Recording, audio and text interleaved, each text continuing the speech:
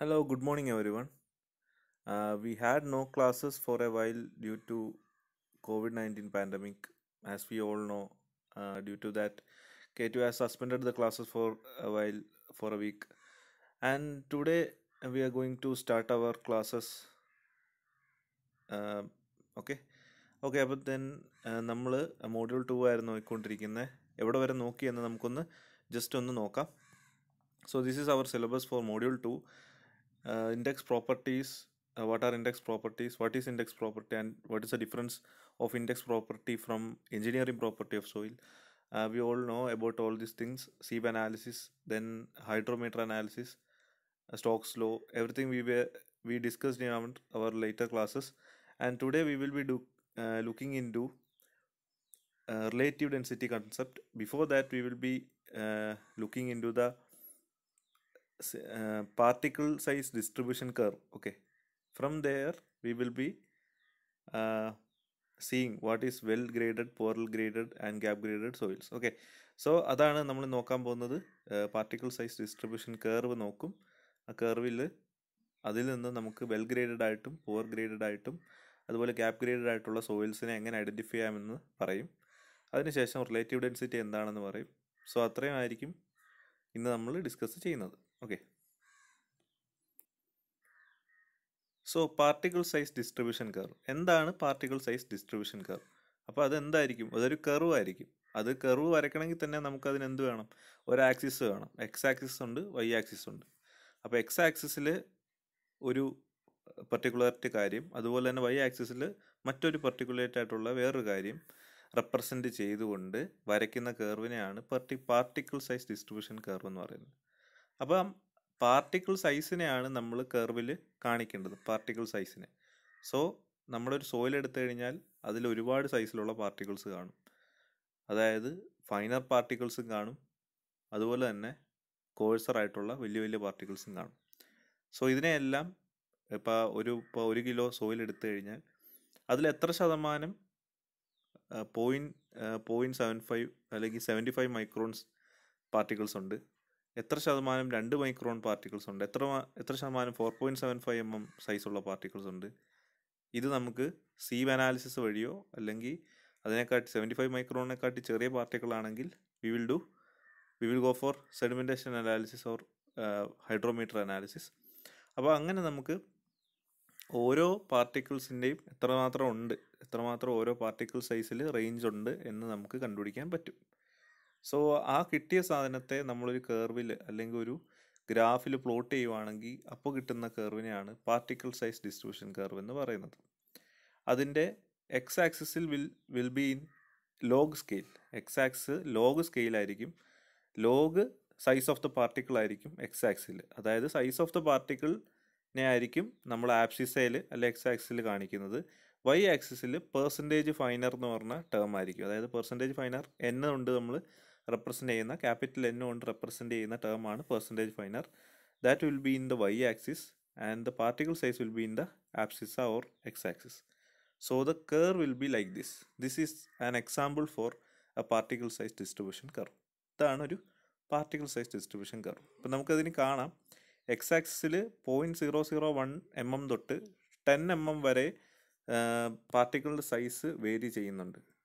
ഇത് 0.001 ആണ്, ഇത് 10 mm ആണ്. അപ്പോൾ നമുക്ക് മനസ്സിലാവും എങ്ങനെയാണ് പാർട്ടിക്കിൾ സൈസ് ഇൻക്രീസ് ചെയ്യുന്നതെന്ന്. വൈ ആക്സിസ് നമ്മൾ നോക്കുമ്പോൾ മനസ്സിലാവും പെർസെൻറ്റേജ് ഫൈനർ, അതായത് 20% പാർട്ടിക്കിൾ ആ ഒരു സൈസ് റേഞ്ചിലായിരിക്കും എന്നുള്ളതാണ് ആ പെർസെൻറ്റേജ് ഫൈനർ കാണിക്കുന്നത്. ഓക്കെ, എത്ര ശതമാനത്തെയാണ് പെർസെൻറ്റേജ് ഫൈനർ എന്ന് പറയുന്നത്. ഓക്കെ, അപ്പോൾ അതിനെ കാണിക്കുന്നതാണ് വൈ ആക്സിസ്. അപ്പോൾ ഇതിൽ രണ്ടിനെയും നമ്മൾ പ്ലോട്ട് ചെയ്യുമ്പോൾ കിട്ടുന്നതാണ് ഒരു particle size distribution curve. Usually ഒരു എസ് കർവാണ്. അപ്പോൾ ഇത്രയും കാര്യമാണ് നമ്മൾ ഒരു കർവ് വരയ്ക്കുമ്പോൾ അറിഞ്ഞിരിക്കേണ്ട കാര്യം.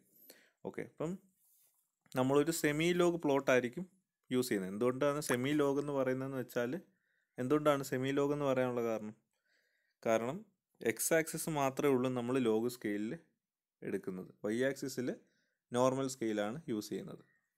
എക്സ് ആക്സിസ് ലോഗും വൈ ആക്സിസ് നോർമൽ സ്കെയിലുമാണ് യൂസ് ചെയ്യുന്നത്. ഓക്കെ, അപ്പോൾ പാർട്ടിക്കിൾ സൈസ് ഡിസ്ട്രിബ്യൂഷൻ്റെ അഡ്വാൻറ്റേജസ് എന്തൊക്കെയാണെന്നാണ് താഴെ കൊടുത്തിരിക്കുന്നത്. These are the two advantages. The first one is soils of equal uniformity exhibit the same shape irrespective of the actual particle size. അതായത് ഒരേ uniformity ഉള്ള പാർട്ടിക്കിൾസ് അതിൻ്റെ ഷേപ്പ് മാറുവാണെങ്കിൽ തന്നെ അത് യൂണിഫോമിറ്റി എക്സിബിറ്റ് ചെയ്യും. അതായത് ഷേപ്പ് വേറെ ഷേപ്പ് മറ്റ് ഇപ്പോൾ ഒരു ഷേപ്പ് ഇപ്പോൾ റൗണ്ടഡ് ആയിട്ടുള്ള ഒരു അഗ്രിഗേറ്റ് കാണും, അതേസമയം ഒരു ആംഗുലർ ആയിട്ടുള്ള അഗ്രിഗേറ്റ് കാണും. പക്ഷേ അത് ഒരേ യൂണിഫോമിറ്റി കാണിക്കും.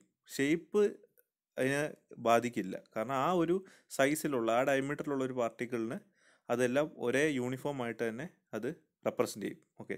രണ്ടാമത്തേന്ന് പറഞ്ഞാൽ റേഞ്ച് ഓഫ് പാർട്ടിക്കിൾ സൈസ് വളരെ ലാർജാണ്. അതായത് ഒരു സോയിൽ എടുത്തു കഴിഞ്ഞാൽ ഏറ്റവും ചെറിയ പൊടിപടലങ്ങൾ വരെ ഉണ്ട്, അതുപോലെ തന്നെ വലിയ വലിയ ബോൾഡേഴ്സും ഉണ്ട്. അപ്പം ഒരു വലിയ പാർട്ടിക്കിൾ സൈസ് റേഞ്ചാണ് അതുള്ളത്, അത് കാണിക്കുന്നത്. അപ്പോൾ ഇതിനെല്ലാം ഈ സെമിലോഗ് പ്ലോട്ടിൽ നമുക്ക് കാണിക്കാൻ പറ്റും. സെമിലോഗ് അല്ല എടുക്കുന്നെങ്കിൽ ഈ ഗ്രാഫിൻ്റെ എക്സ് ആക്സിസിൽ നമ്മൾ വളരെ നീട്ടി വരയ്ക്കേണ്ട ഒരു അവസ്ഥ വരും. ഓക്കെ. അപ്പോൾ വലിയൊരു കർവ് ആയിരിക്കും കിട്ടുന്നത്. സോ ഇൻസ്റ്റെഡ് ഓഫ് ദാറ്റ് നമുക്ക് ചെറിയൊരു സ്ഥലത്ത് ലോഗ് സ്കെയിൽ ഉപയോഗിച്ച് കഴിഞ്ഞാൽ വലിയൊരു സൈസ് റേഞ്ചിനെ ഡിഫൈൻ ചെയ്യാൻ പറ്റും. സോ അതിനാണ് നമ്മൾ ഇത് യൂസ് ചെയ്യുന്നത്. ഓക്കെ. സോ എന്താണ് grading of soils? The distribution of particles of different sizes in a soil mass is called grading. മനസ്സിലായല്ലോ? പല സൈസിലുള്ള പാർട്ടിക്കിൾസിനെ ഒരു സോയിൽ മാസിൽ പല സൈസിലുള്ള പാർട്ടിക്കിൾസ് ഉണ്ട്, അതിൻ്റെ ഡിസ്ട്രിബ്യൂഷനെ കാണിക്കുന്ന ആ പ്രോസസ്സിന് പറയുന്ന പേരാണ് ഗ്രേഡിംഗ്. അപ്പം ഗ്രേഡിംഗ് ഓഫ് സോയിൽസിനെ ഡിറ്റർമൈൻ ചെയ്യുന്നത് particle size distribution curve use ചെയ്താണ്. അപ്പോൾ നമുക്ക് ഇനിയാണ് നമ്മൾ ഇതിനകത്ത് മെയിൻ കാര്യം പറയാൻ പോകുന്നത്. എന്താണ് വെൽ ഗ്രേഡഡ്, എന്താണ് ഗ്യാപ്പ് ഗ്രേഡഡ്, എന്താണ് യൂണിഫോംലി ഗ്രേഡഡ് എന്നൊക്കെ പറയുന്ന സോയിൽസ് എങ്ങനെയാണ്, അതിൻ്റെ കർവ്സ് എങ്ങനെ വരും എന്നതിനാണ് നമ്മൾ ഡിസ്കസ് ചെയ്യാൻ പോകുന്നത്. സോ ഇതൊരു പ്ലോട്ടാണ്. ഇതിൽ എക്സ് ആക്സിസിൽ പാർട്ടിക്കിൾ സൈസ് ഉണ്ട്. പാർട്ടിക്കിൾ സൈസ് കാണുമ്പോൾ നമുക്കറിയാം 0.001, 0.01, 0.1, 0.1, 10. അപ്പം അത് ലോഗ് സ്കെയിലാണ് എഴുതിയിരിക്കുന്നത്. മുകളിൽ ബൈ ആക്സിസിൽ പെർസെൻറ്റേജ് ഫൈനറാണ്, ക്യാപിറ്റൽ N. അത് 10, 20, 100 വരെയാണുള്ളത്. 100% വരെ അത് വരത്തുള്ളൂ. ഓക്കെ. അപ്പോൾ ഇതിൽ എ എന്ന് പറയുന്ന കർവ്,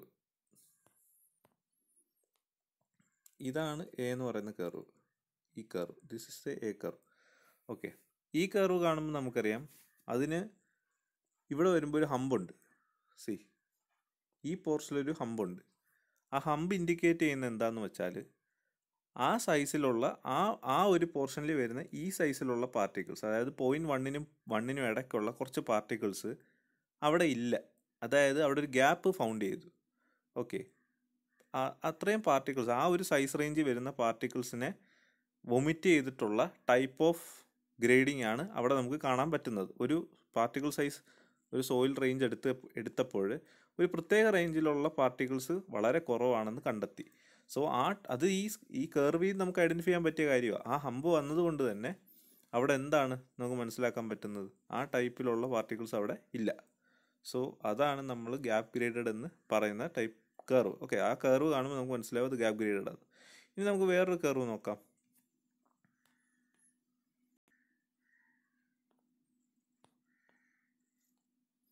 സോ നമുക്കിനിയും കർവ് ബി നോക്കാം. ഇപ്പോൾ നമുക്കിവിടെ നോക്കുമ്പോൾ അറിയാം എന്താണ് ബി ഇങ്ങനെ പോയിട്ട് ഇങ്ങനെയാണ് പോകുന്നത്. അതിൽ എഴുതിയിട്ടുണ്ട് എന്താണ് വെൽ ഗ്രേഡഡ് ആണ്. This must be A particle size curve. ഒരു ഒരു സോയിൽ എടുക്കുമ്പോൾ ആ കർവ് ശരിക്കും ഇങ്ങനെയാണ് വരേണ്ടത്. ഓക്കെ. അപ്പോൾ ഇതാണ് ഏറ്റവും വെല്ലായിട്ടുള്ള വെൽ ഗ്രേഡഡ് സാൻഡ്. അതായത് എല്ലാ പാർട്ടിക്കിൾ സൈസിലുള്ള സാധനങ്ങളും എല്ലാ പാർട്ടിക്കിൾ സൈസിലുള്ള സോളിഡ്സും വെല്ലായിട്ട്, അതായത് കറക്റ്റായിട്ട് ഗ്രേഡ് ചെയ്തിട്ടുണ്ട്. ഓക്കെ.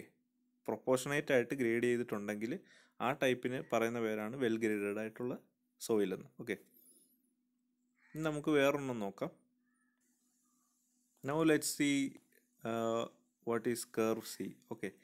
കർവ് സി എടുത്ത് നോക്കുമ്പോൾ നമുക്കറിയാം ഇങ്ങനെ പോയിട്ട് ഇങ്ങനെയാണ് പോകുന്നത്. അപ്പോൾ അത് കാണുമ്പോൾ തന്നെ അറിയാം it is A steep curve അല്ലേ. ഒരു ഭയങ്കര സ്റ്റീപ്പായിട്ടുള്ള കർവാണ്. സ്റ്റീപ്പായിട്ടുള്ള കർവ് ഇൻഡിക്കേറ്റ് ചെയ്യുന്നത് എന്താണ്,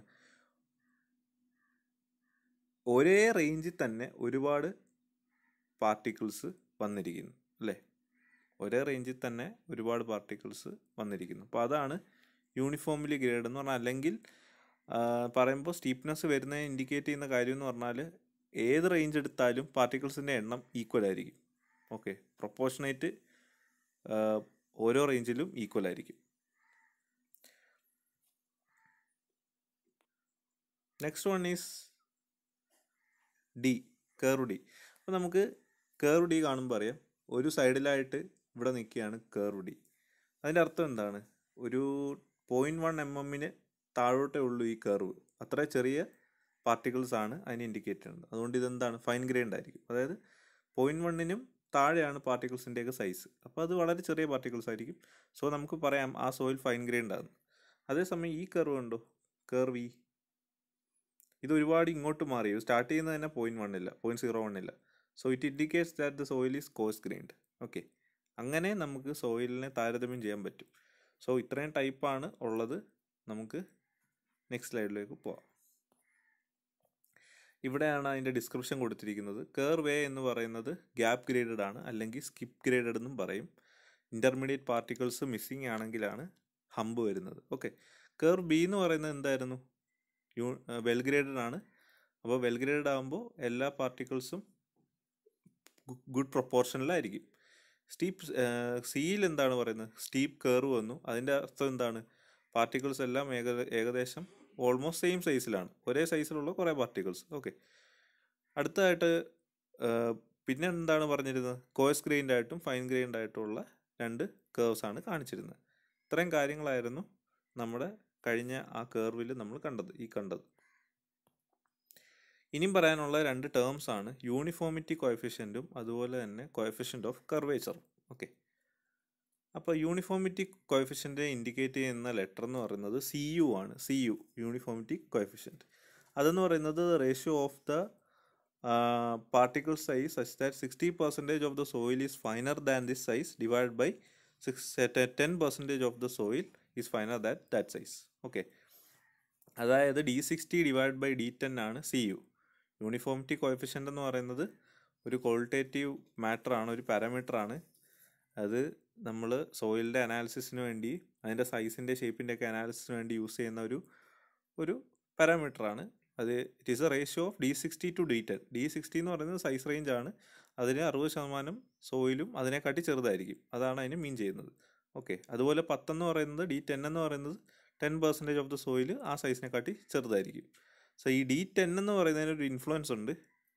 അതായത് അതിനൊരു ഇമ്പോർട്ടൻസ് ഉണ്ട്. അതായത് അത് എഫക്റ്റീവ് സൈസാണ്. സോയിലിനകത്ത് നമ്മൾ നമ്മുടെ ജിയോ ടെക്നിക്കൽ എഞ്ചിനീയറിങ്ങിൽ D10 എന്ന് പറയുന്നത് സോയിലിൻ്റെ എഫക്റ്റീവ് സൈസിനെയാണ് സൂചിപ്പിക്കുന്നത്. ഓക്കെ, അപ്പോൾ അത് മാത്രം ഒന്ന് അറിഞ്ഞിരിക്കുക. പിന്നെ CU = D60 by D10 എന്നാണെന്നും അറിഞ്ഞിരിക്കുക. ചിലപ്പം പ്രോബ്ലംസ് വരാനുള്ള സാധ്യതയുണ്ട്. ഓക്കെ, അപ്പം CU എന്ന് പറയുന്നത് കൂടുമ്പോൾ റേഞ്ച് ഓഫ് പാർട്ടിക്കിൾസ് കൂടും. ഓക്കെ, റേഞ്ച് ഓഫ് പാർട്ടിക്കിൾസും കൂടും. അപ്പോൾ റേഞ്ച് ഓഫ് പാർട്ടിക്കിൾസിനെ കണ്ടുപിടിക്കാനുള്ള ഒരു പാരാമീറ്റർ ആണ് എന്ത്? CU, യൂണിഫോമിറ്റി കോഎഫിഷ്യൻ്റ് എന്ന് പറയുന്നത്. CU 2 ആണെങ്കിൽ യൂണിഫോം സോയിൽ എന്നും, CUവിൻ്റെ വാല്യൂ 6-നെക്കാട്ടി കൂടുതലാണെങ്കിൽ വെൽ ഗ്രേഡഡ് സാൻഡ് എന്നും പറയും. 4-നെക്കാട്ടി കൂടുതലാണ് വെൽ ഗ്രേഡഡ് ഗ്രാവൽസ് എന്നും പറയും. അതായത് CU 2 ആണെങ്കിൽ യൂണിഫോം സോയിൽസ് എന്നും, CU 4 ആണെങ്കിൽ കോഴ്സ് ഗ്രൈൻഡ് ആയിട്ടുള്ള വെൽ ഗ്രേഡഡ് ആയിട്ടുള്ള ഗ്രാവൽ എന്നും, CU 6 ആണെങ്കിൽ വെൽ ഗ്രേഡഡ് ആയിട്ടുള്ള സാൻഡ് എന്നും പറയും. ഈ റേഞ്ച് മാത്രം ഒന്ന് ജസ്റ്റ് ഓർത്ത് വയ്ക്കുക.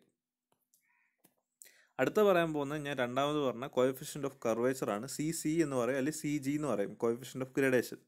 ഓക്കെ, CC എന്ന് പറയുന്നത് D30² divide by D60 × D10 ആണ്. മറ്റേതെന്തായിരുന്നു? D60 by D10 ആയിരുന്നു. യൂണിഫോമിറ്റി കോഎഫിഷ്യൻ്റ് എന്ന് പറയുന്നത് കോഎഫിഷ്യൻ്റ് ഓഫ് കർവേച്ചർ എന്ന് പറയുന്നത് D30² divide by D60 D10 ആണ്. ഓക്കെ, വെൽ ഗ്രേഡഡ് സോയിലിന് ഇതിൻ്റെ വാല്യൂ 1 to 3 ആയിരിക്കും റേഞ്ച് ചെയ്യുന്നത്. അത് മാത്രം അറിഞ്ഞാൽ മതി. ഓക്കെ,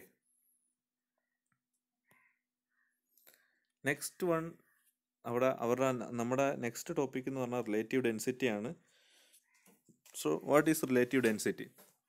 നമുക്ക് എന്ത് പറയാൻ പറ്റും റിലേറ്റീവ് ഡെൻസിറ്റി എന്ന് പറയുമ്പോൾ? റിലേറ്റീവ് ഡെൻസിറ്റി എന്ന് പറയുന്നത് ഒരു റേഷ്യോ ആണ്. എന്ത് തമ്മിലുള്ള റേഷ്യോ? വോയിഡ് റേഷ്യോസ് അല്ലെ ഡെൻസിറ്റി തമ്മിലുള്ള റേഷ്യോ എന്നും പറയാം. ഓക്കെ, പക്ഷേ അതിലുപരി നമ്മൾ ഇപ്പം ഇതിനെ റെപ്രസെൻ്റ് ചെയ്യുന്നത് വോയിഡ് റേഷ്യോസിൻ്റെ റേഷ്യോ വെച്ചിട്ടാണ്. ഓക്കെ, അപ്പം നമ്മളിങ്ങനെ പഠിക്കുക, E max minus E divide by E max minus E minimum into 100. അതായത് പെർസെൻറ്റേജിലാണ് നമ്മൾ സ്ഥിരം പറയാറ്. റിലേറ്റീവ് ഡെൻസിറ്റിയെ നമ്മൾ റേഷ്യോ ആയിട്ടാണ് പറയുന്നത്. അത് E max minus E divide by E max minus E minimum ആയിരിക്കും. ഇ എന്ന് പറയുന്നത് എന്താണ്? വോയിഡ് റേഷ്യോ ആണ്. ഈ മാക്സ് എന്ന് പറഞ്ഞാൽ എന്തായിരിക്കും? മാക്സിമം വോയിഡ് റേഷ്യോ ആയിരിക്കും. മാക്സിമം വോയിഡ് റേഷ്യോ വരുന്നത് എപ്പോഴായിരിക്കും? സോയിൽ ലൂസായിട്ടിരിക്കുമ്പോഴായിരിക്കും. ഏറ്റവും കൂടുതൽ വോയിഡ്സ് വരുന്ന സമയത്താണ് മാക്സിമം വോയിഡ് റേഷ്യോ വരുന്നത്. ഏറ്റവും കൂടുതൽ സോയിൽ ലൂസായിട്ടിരിക്കുന്ന സമയത്തല്ലേ ഏറ്റവും കൂടുതൽ വോയിഡ് റേഷ്യോ വരുന്നത്. സോയിൽ ഡെൻസ് ആണ്, അതായത് അതിനകത്ത് വെള്ളവും വാട്ടറും എയറും ഒന്നും ഇരിക്കത്തില്ല എങ്കിൽ വോയിഡ് റേഷ്യോ കുറയും. കാരണം വോയിഡ് റേഷ്യോൻ്റെ ഇക്വേഷൻ നമുക്കറിയാം, E is equal to V V by V S ആണ്. വി വി എന്ന് പറയുന്നത് എന്താ? വോളിയം ഓഫ് വോയിഡ്സ് ആണ്. അപ്പം ഒരു സാൻഡ് എടുത്തു കഴിഞ്ഞാൽ അതിനകത്ത് വോയിഡ്സ് കുറവാണെങ്കിൽ, ലൂസ്ലി പാക്ഡ് ആണെങ്കിൽ വോയിഡ്സ് കൂടുതലായിരിക്കും. കൂടുവാണെങ്കിൽ ഈ എന്താവും? ഈ മാക്സ് ആവും. ഇനിയും ഡെൻസ്ലി പാക്ഡ് ആണെങ്കിൽ വോയിഡ്സ് കുറവായിരിക്കും. കുറവാകുമ്പോൾ എന്ത് പറ്റും? ഈ മിനിമം ആവും. മനസ്സിലായല്ലോ? പക്ഷെ നമ്മൾ നാച്ചുറൽ സ്റ്റേറ്റിൽ നമ്മുടെ ഒരു സോയിലിനൊരു വോയിഡ് റേഷ്യോ കാണുമല്ലോ, അതിനെയാണ് ഈ വെച്ച് റെപ്രസെൻ്റ് ചെയ്യുന്നത്. സോ ഇ മാക്സ് എന്ന് പറയുന്നത് ലൂസസ്റ്റ് കണ്ടീഷനിലും ഈ മിനിമം എന്ന് പറയുന്നത് ഡെൻസസ്റ്റ് കണ്ടീഷനിലും ഈ എന്ന് പറയുന്നത് നാച്ചുറൽ സ്റ്റേറ്റിലുള്ള വോയിഡ് റേഷ്യോ ആണെങ്കിൽ the relative density is defined as E max minus E divided by E max minus E minimum into 100. അതായത് ഇതാണ് റിലേറ്റീവ് ഡെൻസിറ്റിയുടെ ഫോർമുല. ഇതിൽ നമുക്ക് പ്രോബ്ലംസ് ചെയ്യാനുണ്ട്. ഓക്കെ, അപ്പം ഈ ഡെൻസിറ്റി കൂടുതലാണെങ്കിൽ അത്രയും നല്ലതാണ്. അതായത് റിലേറ്റീവ് ഡെൻസിറ്റി കൂടുന്തോറും നമ്മുടെ സോയിലിൻ്റെ ഡെൻസ്നെസ് കൂടും. അതുകൊണ്ട് നമുക്ക് ലോഡ് ഒരുപാട് സ്ട്രക്ചറൊക്കെ പണിയുന്ന സമയത്ത് ഇത് നോക്കുന്നത് നന്നായിരിക്കും. ഓക്കെ, വോയിഡ് റേഷ്യോ കുറവാണെങ്കിൽ അത്രയും നല്ലതാണ്. സ്റ്റെബിലിറ്റി കിട്ടും, ഫൗണ്ടേഷനൊക്കെ ഉറപ്പ് കിട്ടും, സോയിലൊക്കെ അത്രയും ലോഡ് താങ്ങും. ഓക്കെ, അതാണ് അതിന് മീൻ ചെയ്യുന്നത്. ഈ താഴത്തെ ആ ഒരു കോളം എടുക്കുമ്പോൾ ആ ഒരു ടേബിളിൽ നമുക്കത് മനസ്സിലാവും. വെരി ലൂസ് സോയിലാണെങ്കിൽ ലെസ് ദാൻ 15% ആയിരിക്കും റിലേറ്റീവ് ഡെൻസിറ്റി. ലൂസ് ആണെങ്കിൽ 15 to 35, മീഡിയം ഡെൻസ് ആണെങ്കിൽ 35 to 65, ഡെൻസ് ആണെങ്കിൽ 65 to 85, 85 to 100 ആണെങ്കിൽ വെരി ഡെൻസ് സോയിലുമാണ് പറയുന്നത്. ഇതെല്ലാം സോയിലിൻ്റെ ക്ലാസിഫിക്കേഷനാണ്. വളരെ ലൂസായിട്ടുള്ള സോയിലാണെങ്കിൽ ഡെൻസ്നെസ് റിലേറ്റീവ് ഡെൻസിറ്റി കുറവായിരിക്കും. വെരി ഡെൻസ് ആയിട്ടുള്ള സോയിലാണെങ്കിൽ അത് ഏകദേശം 100-ന് അടുത്തായിട്ടായിരിക്കും, 85-നും 100-നും അടുത്തായിട്ടായിരിക്കും. ഈ ഫിഗറിൽ നിന്ന് ഞാൻ നേരത്തെ പറഞ്ഞ കാര്യം നിങ്ങൾക്ക് പെട്ടെന്ന് മനസ്സിലാക്കാൻ പറ്റും. കാരണം ഈ മിനിമം വരുന്നത് ഏത് കണ്ടീഷനിലാണ് ഞാൻ പറഞ്ഞത്? ഈ മിനിമം വരുന്നത് സോയിൽ ഡെൻസ് ആയിട്ടിരിക്കുന്ന സമയത്ത്. ആ സമയത്താണ് വോയിഡ് റേഷ്യോ കുറയുന്നത്. സോ ഇതാണ് denser case, this is the normal case, and this is the loosely bounded ആയിട്ടുള്ള സോയിലിൽ ഈ മാക്സ് ആയിരിക്കും വരുന്നത്. സോ അത് ഈ മിനിമത്തെയും ഈ മാക്സിനെയും ഇയെയും റെപ്രസെൻ്റ് ചെയ്യാൻ വേണ്ടി 3D ഡയഗ്രാം അല്ല 3-phase ഡയഗ്രാം കാണിച്ചതാണ്. ഇതാണ് 3-phase diagram of soil which shows the loosest, densest and the normal condition of soil. എന്നിട്ട് ദാണ്ട് ഈ ഇക്വേഷനോട് പഠിച്ചാൽ മതി. This equation other than that equation that we studied before in the last slide. Okay, you should study this equation also. Rho max divided by rho d into rho d minus rho minimum divided by rho max minus rho minimum. ഇത് ഇങ്ങനെ substitute ചെയ്യുമ്പോഴാണ് ഇങ്ങനെ കിട്ടുന്നത്. Okay, ഇതും നമ്മുടെ relative ഡെൻസിറ്റിയുടെ ഒരു ഫോർമുലയാണ്. എല്ലാം ഇത് ഡെൻസിറ്റിയുടെ ടേംസിലാണ്, മറ്റേതെന്ന് പറയുന്നത് വോയിഡ് റേഷ്യോയുടെ ടേംസിലായിരുന്നു. അപ്പോൾ അത് പഠിച്ചു കഴിഞ്ഞാലും ഇത് പെട്ടെന്ന് പഠിക്കാൻ പറ്റും. അപ്പോൾ ഇത്രയും കാര്യമാണ് നമ്മൾ ഇന്ന് പഠിച്ചത്. Particle size distribution of curve പഠിച്ചു, വെൽ ഗ്രേഡഡ്, അതുപോലെ തന്നെ ഗ്യാപ്പ് ഗ്രേഡഡ്, അതുപോലെ തന്നെ യൂണിഫോംലി ഗ്രേഡഡ് ആയിട്ടുള്ള സോയിലിൻ്റെ കർവ്സ് പഠിച്ചു. അതിനുശേഷം coefficient of curvature, uniformity coefficient പഠിച്ചു. അതിനുശേഷം റിലേറ്റീവ് ഡെൻസിറ്റി പഠിച്ചു. ഓക്കെ, സോ ഇതാണ് നമ്മുടെ ഏകദേശം ഒരു ഫസ്റ്റ് പാർട്ട് എന്നൊക്കെ പറയാം. ഇനിയും വേറൊരു പ്രോപ്പർട്ടിയാണ് പഠിക്കാൻ പോകുന്നത്. Okay, so thank you.